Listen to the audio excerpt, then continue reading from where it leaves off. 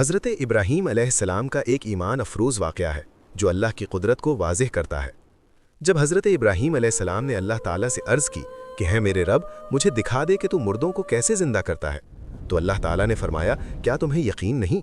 حضرت ابراہیم علیہ السلام نے ادب سے عرض کیا کیوں نہیں اے اللہ، مجھے پورا یقین ہے، لیکن میں چاہتا ہوں کہ میرے دل کو مکمل اطمینان حاصل ہو جائے۔ اللہ تعالیٰ نے فرمایا 4 پرندے لے لو۔ روایتوں کے مطابق وہ مور، مرغ، کوا اور کبوتر تھے۔ انہیں اپنے پاس رکھو تاکہ تم انہیں اچھی طرح پہچان لو۔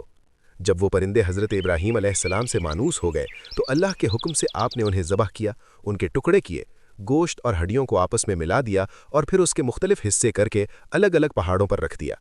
اس کے بعد حضرت ابراہیم علیہ السلام نے اللہ کے حکم سے ان پرندوں کو پکارا۔ اچانک ایک حیرت انگیز منظر سامنے آیا۔ پہاڑوں سے گوشت کے ذرات ہوا میں اڑتے ہوئے آنے لگے، ہڈیاں اپنی جگہ جڑ گئیں، خون نے خون کو پہچانا اور پرندوں کے جسم دوبارہ مکمل ہونے لگے۔ وہ 4 پرندے بغیر سر کے حضرت ابراہیم علیہ السلام کی طرف دوڑتے ہوئے آئے اور ہر پرندہ اپنے اسی سر کے ساتھ جا ملا جو حضرت ابراہیم علیہ السلام کے ہاتھ میں تھا۔